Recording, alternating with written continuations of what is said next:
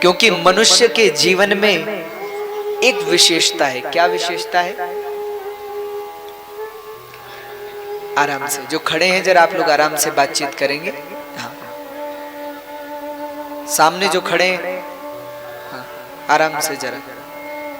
तो आप देखेंगे मनुष्य के जीवन में एक बड़ी श्रेष्ठ बात, आप लोग सोच रहे होंगे क्या?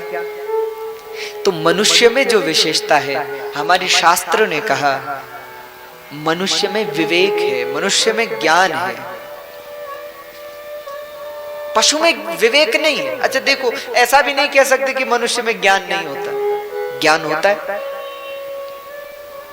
आप लोग कहेंगे कि कैसे होता है? आप किसी घर में अपने पालतू जीव जंतु को देखिए, वो किसी बाहर के व्यक्ति को देखेगा तो आवाज करेगा, घर के व्यक्ति को देखेगा तो शांत रहेगा।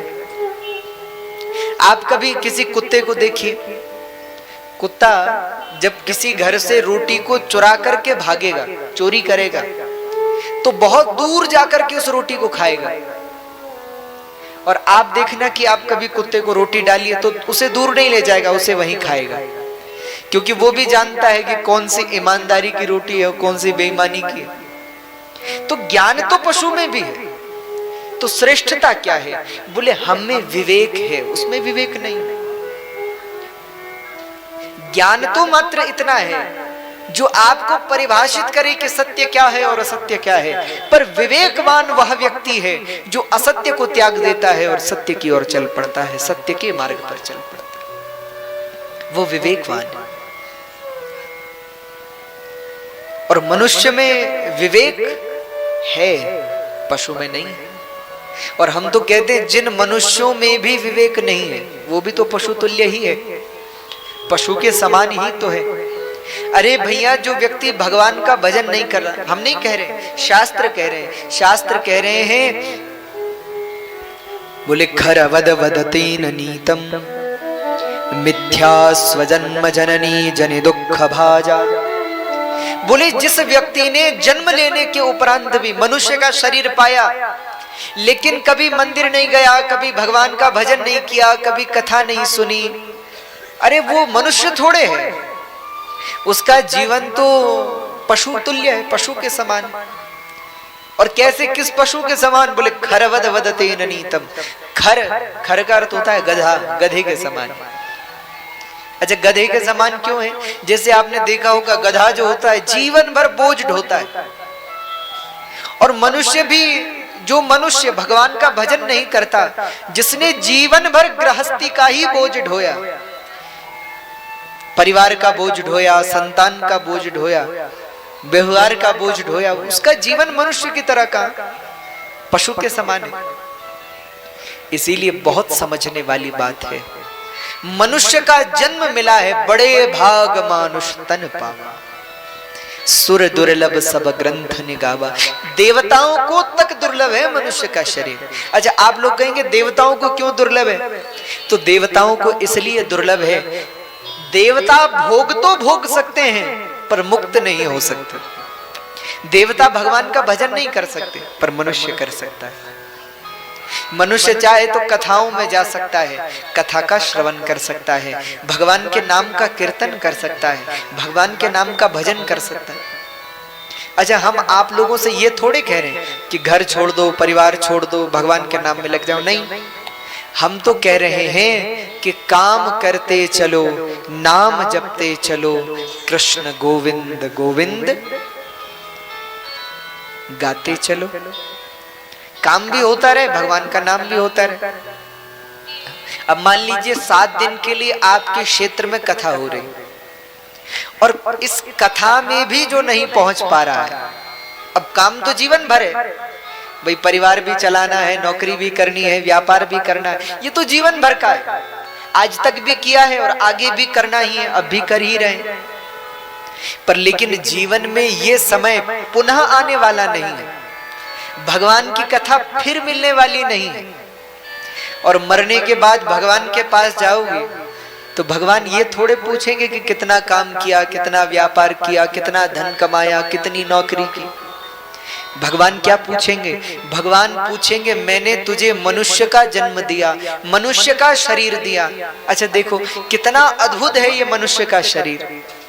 देखने के लिए आंखें हैं, सुनने के लिए कान है, बोलने के लिए मुख है, सोचने के लिए बुद्धि है, चिंतन करने के लिए मन है, कितना सब कुछ। भगवान पूछेंगे मैंने तुझे इतना सब कुछ दिया, पर तूने क्या किया? क्या मेरी कथा सुनी? क्या मेरा भजन किया? क्या कभी मेरा नाम लिया? क्या कभी मेरी कथा में गया? तब क्या कहोगे? इसलिए संसार में अनेक धर्म हैं, लेकिन जो परम धर्म है वो भगवान की कथा है। जीवन में कभी भगवान की कथा मिले, जीवन में कभी सत्संग मिले, सब छोड़ दो, हजारों काम छोड़ दो, और 1000 काम छोड़ करके भी भगवान की कथा का श्रवण करो, चिंतन करो।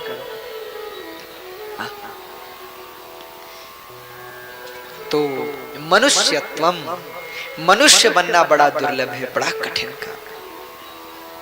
अच्छा मनुष्य बन भी गए, सुनो ध्यान से सुनो, मनुष्य हो भी गए तो मनुष्यत्वम मुमुक्षत्व, मनुष्य यदि बन भी गए तो मुमुक्षा का होना परम दुर्लभ है, बड़ा कठिन का। मुमुक्षा यानी भगवान के चरणों में प्रेम, भगवान की कथा में प्रेम, भगवान के नाम में प्रेम, संतों के प्रति आदर, भगवान के भक्तों के प्रति प्रेम, ये होना बड़ा कठिन है। अरे भगवान के भजन में रुचि, भगवान की कथा में रुचि, ये होना दुर्लभ है। संसार में रुचि बहुतों की हो जाती है, पर लेकिन भगवान के प्रति रुचि, भगवान के प्रति प्रेम, तो मनुष्य बनना दुर्लभ है। और मनुष्य से भी ज्यादा दुर्लभ ये है कि हमारे मन में इच्छा हो कि भगवान की कथा सुनने के लिए जाएं। और इन दोनों में भी सबसे दुर्लभ क्या है? तो तीसरा सुनो, महापुरुष संश्रयः। आप मनुष्य भी हो, आपके मन में कथा सुनने की भी इच्छा है, लेकिन कोई कथा सुनाने वाला नहीं मिल रहा है, कहीं कथा प्राप्त नहीं हो रही है, कहीं सत्संग नहीं मिल रहा है, तो फिर क्या? सब व्यर्थ हो गया, बेकार हो गया। तो पहला तो मनुष्य बन जाए, दूसरा भगवान की कथा सुनने की इच्छा हृदय में हो जाए, और तीसरा भगवान की कथा में पहुंच जाए। तो बोलो मनुष्य जीवन सफल हो गया कि नहीं? और आप लोग इसलिए सौभाग्यशाली हैं क्योंकि आप लोगों को मनुष्य का जन्म भी मिला और भगवान की कथा सुनने की इच्छा भी हुई, और आज कथा में पहुंच भी गए। कथा सुनने तो बड़े बड़े देवी देवता भी आते हैं। आप यहाँ देखिए कितने सारे देवी देवता कथा श्रवण के लिए विराजमान हैं और बैठ करके भगवान की कथा सुन रहे। अरे कथा सुनने तो भगवान शंकर भी जाते हैं। एक बार त्रेता जुग माही, शंभु गयौ कुंभज ऋषिपाही, संग सती जग जननी भवानी, पूज्यो ऋषि अखिलेश्वर जाए। कथा सुनने की इच्छा तो शिव जी के मन में भी होती, पर लेकिन एक बात मान लेना, इस धरती पर यदि एक विशेषता है तो अनेक विशेषताओं में एक परम विशेषता यह है कि स्वर्गे सत्ये च कैलाशे वैकुंठे नास्त्ययं रसः, अतः पिबन्तु सद्भाग्या मामा मुंचत करहिचित्। बोले ये जो कथा है ये स्वर्ग में नहीं है, वैकुंठ में नहीं है, कैलाश में नहीं है। ये कथा यदि है तो कहाँ है?